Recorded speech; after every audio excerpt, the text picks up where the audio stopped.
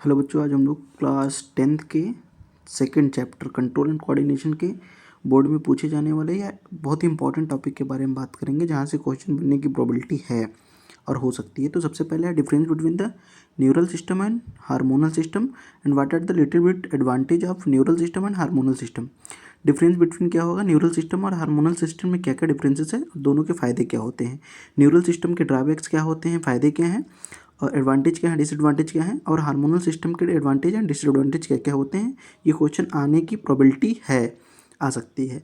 Flow chart of the information by the electrical impulse, ये देख के जाइएगा कि इलेक्ट्रिकल इम्पल्स जो होते हैं, जो हमारे न्यूरॉन्स के द्वारा क्रिएट होते हैं इलेक्ट्रिकल इम्पल्स, वो कैसे ट्रैवल करते हैं, उनका पाथवे क्या होता है, उनका फ्लो चार्ट क्या होगा। सबसे पहले डेंड्राइट के पास रिएक्शन होगा, रिएक्शन होने के बाद इलेक्ट्रिकल इम्पल्स जनरेट होंगे, वो इलेक्ट्रिकल इम्पल्स डेंड्राइट से सेल बॉडी के पास आएंगे, सेल बॉडी से वो एक्जान के पास जाएंगे और एक्जान से वो कहाँ पे जाएंगे, नर्व एंड के पास जाएंगे। तो ये पूरा फ्लो चार्ट फिगर के साथ देख के जाना। Structure of neuron, structure of neuron में न्यूरोमस्कुलर जंक्शन, इसके रोल क्या होते हैं, कौन सा केमिकल रिएक्शन होगा, कौन सा हार्मोन सिक्रीट होगा।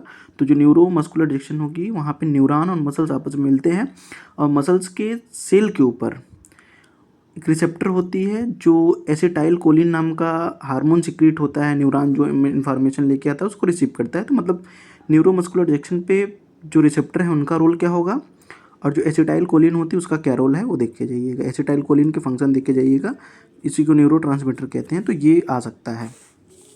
रिफ्लेक्स एक्शन से क्वेश्चन आया हुआ है, इस पर आपका स्टेनेजा बेस्ड क्वेश्चन होगा, मीन्स कंपिटेंसी बेस्ड क्वेश्चन आएगी, कोई सेंटेंस दे देगा उस पर क्वेश्चन आएंगे। रिफ्लेक्स एक्शन, रिफ्लेक्स आर्क दोनों से। इनवॉलेंट्री एक्शंस कौन कौन कंट्रोल करता है, जैसे हमारे बॉडी में वोमिटिंग होती है, वोमिटिंग होती है तो उसको ब्रेन का कौन सा पार्ट कंट्रोल करता है। सलाइवेशन होती है, सलाइवा सिक्रीट होता है, तो कौन कंट्रोल करता है।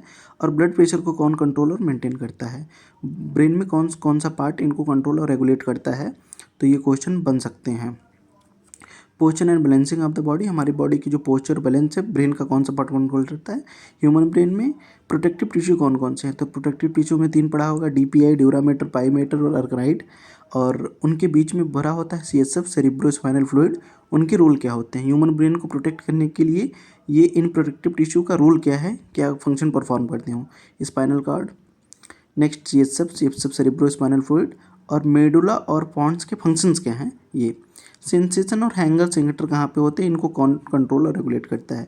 सेंसेशंस और हंगर सेंटर हमारे ब्रेन में कौन कंट्रोल करता है, हमारे ब्रेन का कौन सा पार्ट हंगर और थ्रस्ट और सेंसेशन को कंट्रोल रेगुलेट करता है।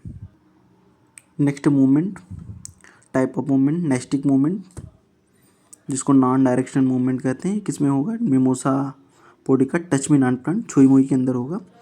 तो ये क्वेश्चन देख लेना और मैकेनिज्म देख लेना। पल्विनल सेल में वाटर की फीलिंग होने की वजह से वाटर करेंट क्रिएट होगा, और ज़्यादा वाटर होने की वजह से उनकी पत्तियाँ क्या हो जाती हैं, सिकुड़ जाती हैं। तो ये देख के जाइएगा, फिगर मैंने करवाया हुआ था।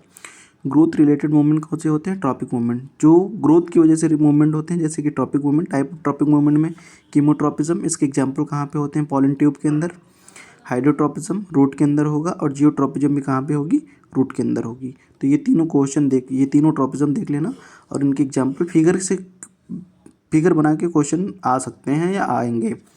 नेक्स्ट है role of phyto hormones. Plant में phyto hormone means plant hormone के कौन कौन से फंक्शन होते हैं, ऑक्सीजन का क्या फंक्शन है, साइटोकाइनिन के क्या फंक्शन है, और जिबरिलिन के क्या फंक्शन है, ये कौन कौन से रोल को परफॉर्म करते हैं।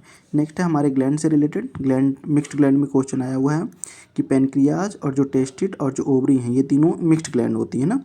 तो इनके क्या क्या रिलीज करते हैं, जैसे ओवरी जो होगा वो एक तो female sex hormone oestrogen release करेगी, और दूसरा ये फीमेल गैमेटोफाइट एक या ओवा रिलीज करेगा। उसी तरह जो टेस्टिस होगा, मेल का टेस्टिस वो मेल एंड्रोजन जिनको टेस्टोस्टेरोन कहते हैं, और दूसरा ये मेल गैमेटोफाइट स्पर्म को फॉर्मेशन करता है। पेनक्रियाज जो होती है वो 2 जगह पे अलग अलग तरह से बिहेव करती है, इसलिए इसको हिस्टोक्राइन या मिक्स्ड या कंपोजिट ग्लैंड कहते हैं। नेक्स्ट हार्मोन, थायरक्सिन के रोल क्या है, फंक्शंस क्या हैं, बहुत ही बहुत बहुत बहुत इंपॉर्टेंट क्वेश्चन है। थायरक्सिन का रोल क्या है हमारे बॉडी के अंदर, क्या फंक्शन परफॉर्म करता है। इंसुलिन के रोल क्या है, क्या फंक्शन परफॉर्म करता है।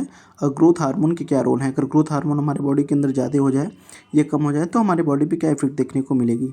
नेक्स्ट है हमारा थाइमस ग्लैंड, कौन से हार्मोन सिक्रिएट करते हैं, और पैराथायराइड ग्लैंड कौन से होते हैं, कौन से हार्मोन सिक्रिएट करते हैं। तो ये चैप्टर 2 बायो के क्लास 10th के इंपॉर्टेंट टॉपिक्स थे। Okay, thank you.